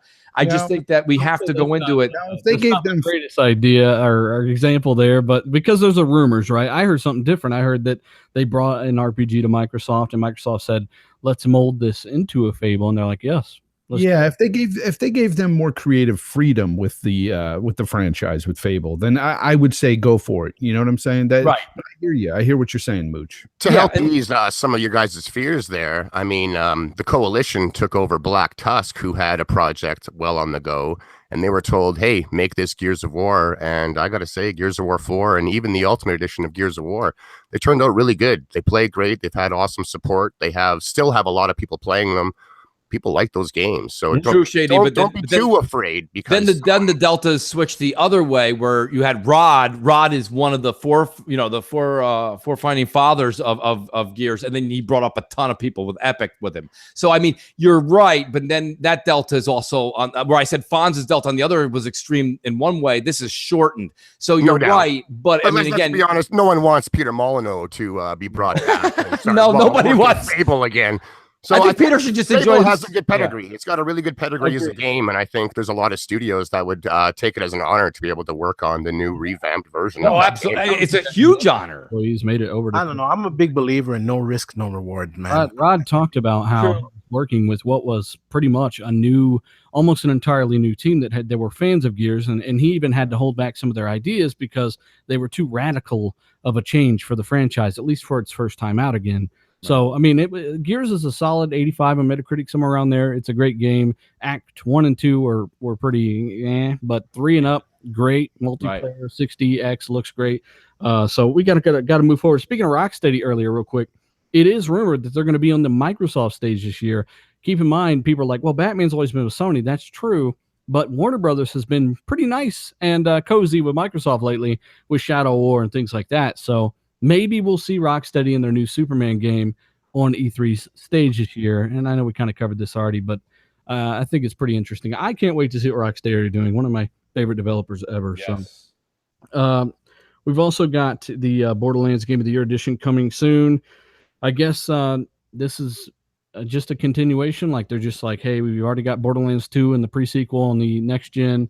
Here's Borderlands 1. I mean, that shows you that Gearbox are stalling.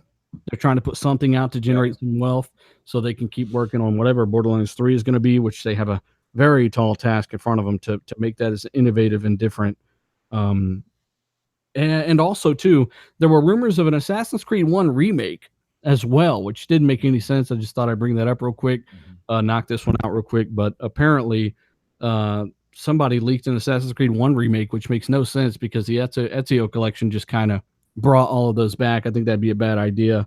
Luca. Well, even with Assassin's Creed 1, it's actually been 4K enhanced for the X, and it runs and looks like a totally different game than you remember on the 360.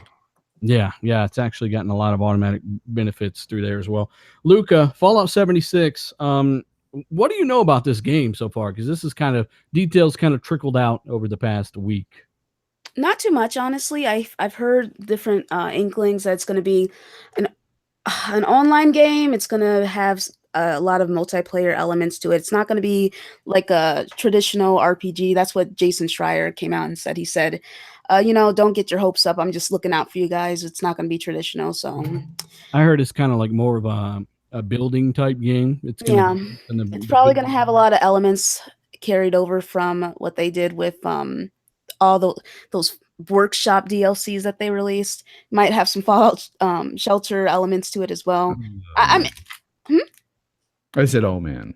No. Yeah, I'm not really that excited, to be perfectly honest, bro. Like, I'm just kind of like, I guess we'll see more. I just hope it's fun. I hope it's fun when it comes out. Right? I would just like a complete polished Fallout game that has no bugs and quirky animation. Well, come on. That'll never happen. And at this point, I hate to say it, but it's part of their charm, right? Because every freaking Fallout game has bugs. Keep in mind, they've been using that old ash engine though for like 10 years. So. I mean, they're using the same engine. I remember mentioning it. Like, I just mentioned it on Twitter. I was like, "Are they using that same engine?" And someone jumped down my throat, like, "Well, yeah, Luca." And they said they're going to work on Elder Scrolls 6 or whatever, but only after they make a brand new game engine to support it. Yeah. So I mean, they're working on that engine, and they're like, "Hey, here's Fallout 76, whatever." I don't know. Yeah, I don't want to spend too much time on that one, but what were you going to say, Fonz? I have a feeling it's not going to be a big, huge game. Like Lucas said, it's going to be one of these Fallout Shelter type games or something. It probably will be online, but it's not going to be anything like Fallout 4 or Fallout 3. I'm not interested. I really am not at this point. Yeah. Like, a lot of us were like, I don't know about a lot of us, but I was definitely saying that there's no way they can have a traditional Fallout game before another Elder Scrolls, Yeah, too soon too. Yeah, they won't. Undoubtedly. But there are some they got that other new IP that the hell is that called? Starfield, and that was supposed to show up at E3, but then people are saying it's not, so maybe that's 2019, who knows. But nonetheless, guys, 800 plus watching, hit that like button if you're still here. We appreciate it. E3 predictions time, the last RDX before E3. We're going to have a special guest on next week that's kind of more of a Sony dude now. And he's going to give his take on the things. And if this E3 has kind of changed anything in his perspective. So, like I said, we're going to kind of give our real quick thoughts and predictions real quick. Mooch, what are your quick predictions on what they're going to do? And join in the live chat as well. Let us know what you think Microsoft are going to pull off. If they're going to pull anything crazy out of the hat or anything like that. But Mooch, what do you got to say on your short prediction on E3 here? All right, real quick. I think you're just going to have, and I don't have anything written down, it's off the cuff, but I think you're going to see your game studio, one or two of the game studios that they've either taken over, whether it be Gallagher's new one in Santa Monica, or it's going to be the one with Playground Games. They'll come out. I do think the reason a lot of this last minute scramble is going on right now, where E3 is up in the air, not a lot of people know what to report for Microsoft, is because I think you're going to see something. Maybe it's a small CGI. Maybe it's just one hell of a presentation. You're going to get some of that. I think you're going to see a lot of the games like Ashen and Below come out and do their wild thing with IDX box.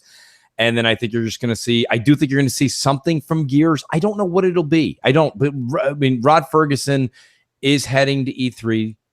We saw him tweet it out today. Packed his bag. It was a small bag. My God, he had a pair of shoes and a T-shirt. Jimmy John sandwich in there. Yeah, right. He did a half of a Jimmy John sandwich. And so my whole thing is that you'll see something from Gears. I don't know if you'll see anything in that rumor that came out. Shout out to Brad Sams. He's a great guy. Been on Crossfire. Big Microsoft guy. He was saying he heard something about maybe a Halo spinoff thing. Maybe you'll see something there. I think you're just going to see a lot of reassuring, like just stuff that you know about Microsoft. I think they're just going to play it pretty safe. I don't think we're going to be blown away. Of course, you're going to see something for Forza Horizon 4. I don't know. I don't think you're going to see a whole lot. And I think real quick, I think Sony's going to have a very safe as well, but very, very thorough hour and change, or an hour and slightly over of the games that we've seen before, but with some gameplay. Mm-hmm. Very, very, very good bet there.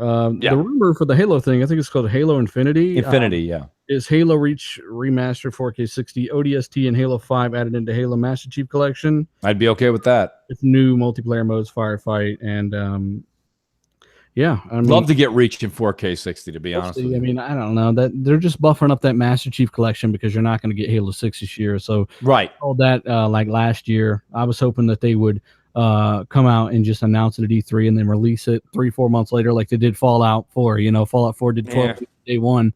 I figured out Halo could get away with that easy, and I still think it can, but I don't think you'll see Halo 6 this year. Remember me and you had an awesome discussion back on Xbox Nation months ago about that. And my whole thing is just that Microsoft loves with Halo and Gears. They love the propaganda. They love that whole thing they can do with, you know, pushing as far as they can. I just don't see, and maybe this new Microsoft will. I just never see them saying something in June for Halo 6 and then boom, boom, boom, October, here's your Halo 6. I think if you see it this summer, you get it next summer. If you see it next summer, you get it the spring, summer after that. I just think that's the way they handle Halo. It's a big propaganda push for their hardware. Mm-hmm. Shady, what are your predictions real quick? I think Microsoft is going to obviously touch on their big franchises. We're going to get some cool Halo news, some good Gears stuff. We're going to finally find out where Forza Horizon is taking place. I think we're also going to see the results of their pocketbook being opened up over the last year. We'll see a lot more third-party deals, either just through marketing and maybe even some content. We'll see if Phil's changed his mind on that as well. I'm expecting some form of big Game Pass announcement. I'm not sure what it will be. Maybe Shadow of the Tomb Raider or something like that showing up. And I think they're going to come out with something new, not necessarily a new IP, but something that people aren't necessarily expecting. I still think that's going to be a Battletoads game myself, from Phil wearing that shirt years back to them showing up in Ready Player One numerous times on screen. I think they got something cooking up with that franchise. So that's my little secret guess for them. But I think we're just going to see a game plan from them, to be honest, which is what a lot of people want to see. Mm-hmm.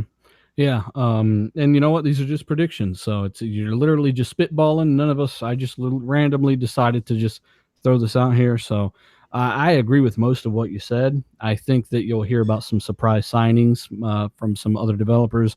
Microsoft, as Mooch knows, I've said this on Xbox Nation, they're going to fill in the lack of first party with some kind of deals. Phil might have to just say, fuck it. I got to do what I got to do.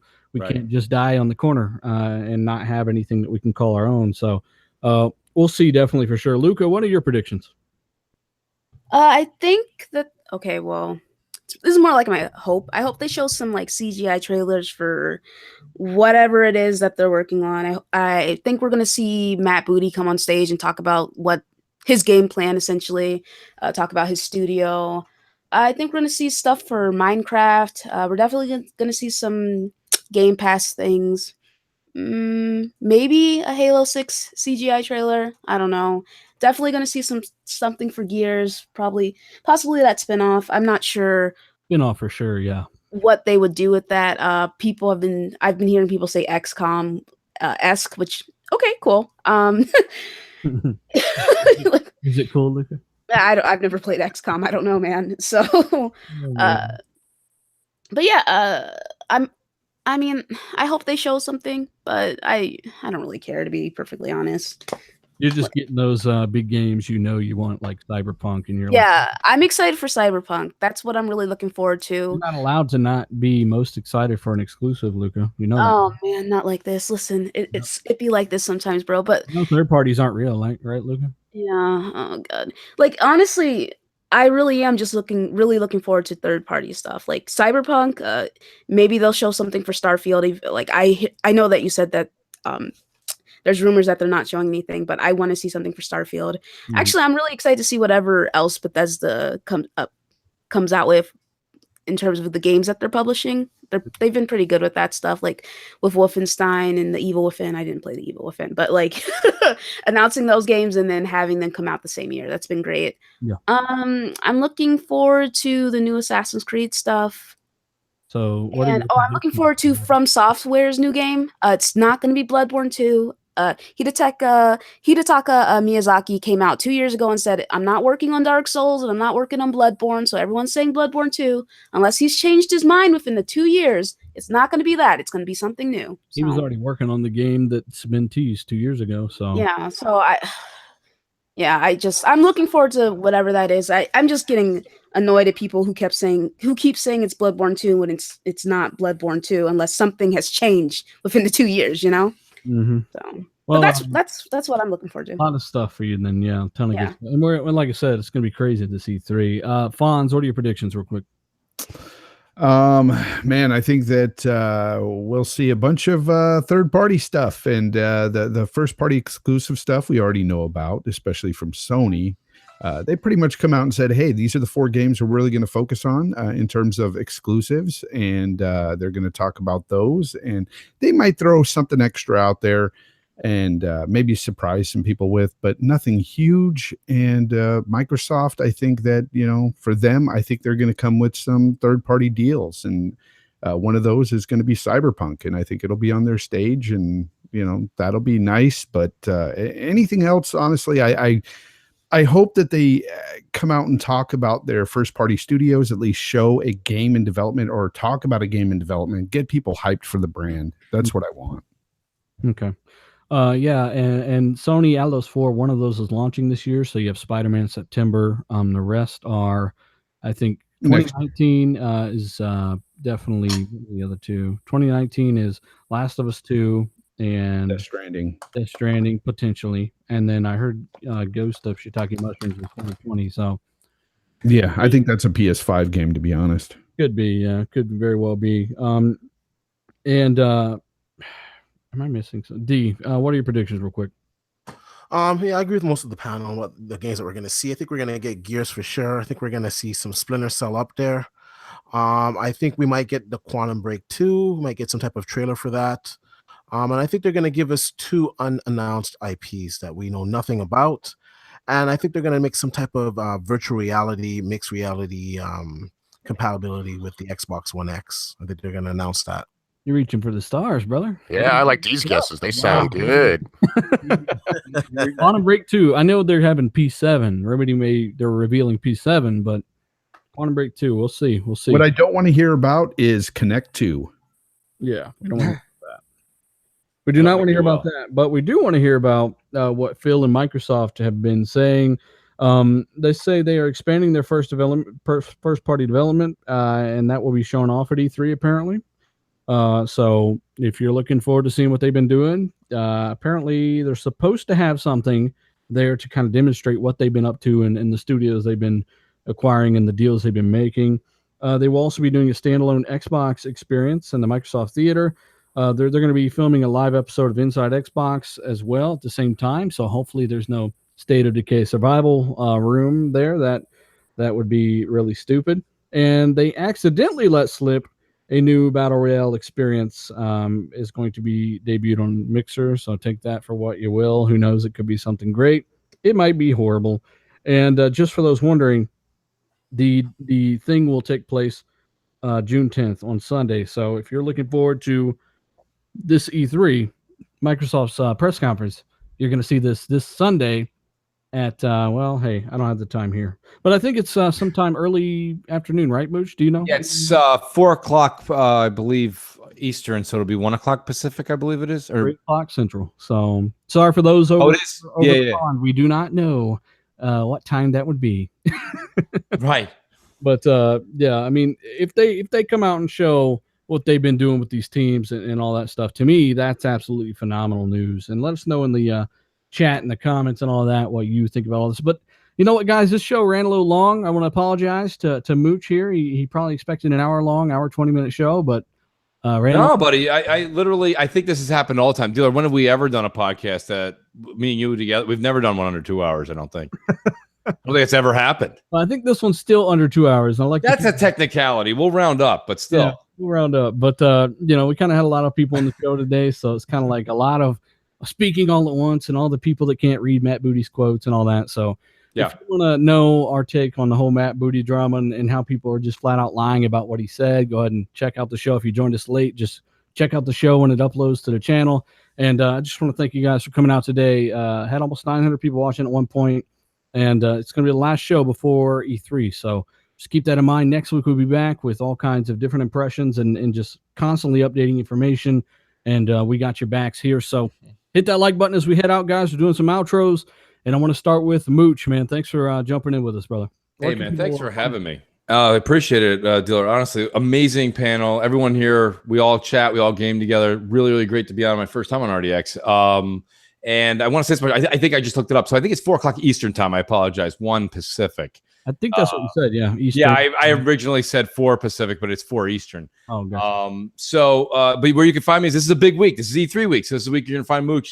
Great to be on RDX on Tuesday. I'll be on Xbox Nation tomorrow. Friday's Crossfire on my channel. If you guys, a lot of people on RDX, actually, it was great to talk to a lot of people in the chat tonight. If you haven't stopped by and hang out with the Mooch 78 on YouTube, we're doing a huge show. Just got a big confirmation from a big guest stopping by Friday night, 7 p.m. Eastern. And then MNC mornings, we're doing a huge funny show. Lots of skits. We got a lot of call-ins that are going to be delivered. A lot of funny things. 11 a.m. Eastern. Check that out too, MNC morning. So it should be a great E3 week. Thanks for having me, Dealer. No problem, brother. Luca also came out to join the fray and save the day. Maybe one of those two things. Where can people find you? Well, I just want to say thank you very much for having me. I appreciate it.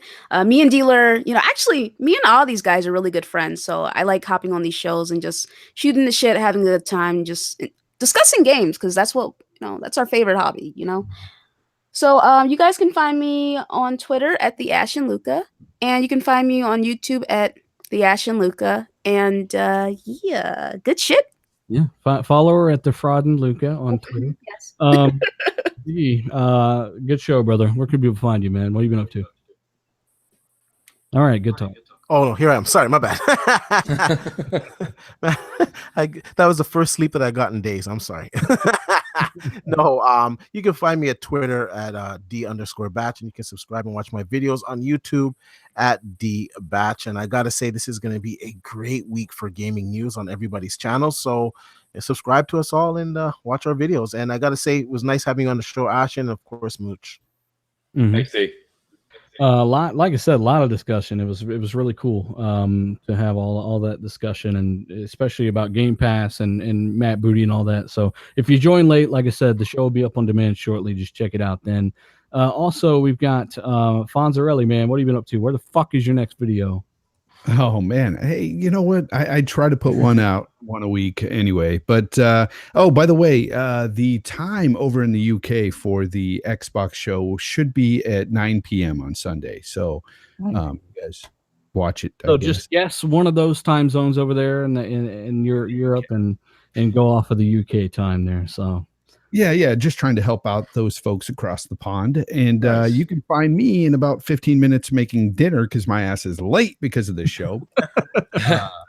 Also, Jay Fonzarelli on YouTube and Twitter. And it was a pleasure to have Mooch and Luca back again. It was awesome to talk to you guys here on the show. Thanks, Fonz. yeah, Appreciate it, and we got the newest member, So Shady, man. Where can people find you? People can find me at the Sesh Empire on Twitter. I'm just about to reach 100 subscribers, which is awesome. I think that feels good getting that many in the last 4 weeks. Anyone else want to jump in? Now's the time. Followers? What's that? Sorry? Followers, right? Yeah, It's on followers. Twitter, right? Okay, yeah. Yeah. Follow them on Twitter, people, at the Sesh Empire. That's right. We like to have fun, just shoot the shit, nothing too serious.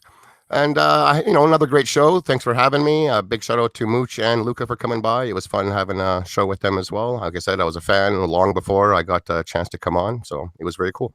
Mm-hmm. Nice, cool. And also, before I jump out of here, I put out the sponsor question pretty late because everything's been super hectic today for me. So I apologize. I didn't get any replies within that short time frame, so I didn't have a sponsor question today. But if you're interested in becoming an RDX sponsor, check out the Patreon link down below. Also do game giveaways and all that good stuff. So if you're a fan of the show, fuck with the Patreon. Let me know what you guys think. Maybe some suggestions and ideas as well. Always looking to make that stuff better. But once again, thanks for joining us, guys. Write it out. Peace. Going back to Destiny 2. Peace. Yep.